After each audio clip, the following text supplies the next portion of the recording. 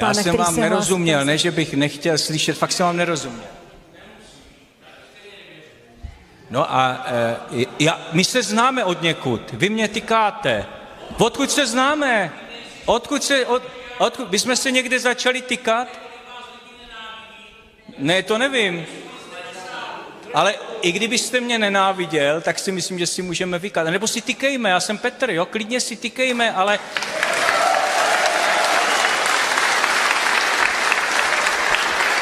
Ale bavme se normálně. A víte co, mě to nedá, já se strašně omlouvám. Ve mně ten učitel pořád je a tady je spousta mladých lidí. My budeme třeba podobná generace, no jakým, prosím vás, dáváme příklad, tak aspoň zachováme nějaké normy mezilidské komunikace, ať nedáváme blbý příklad těm.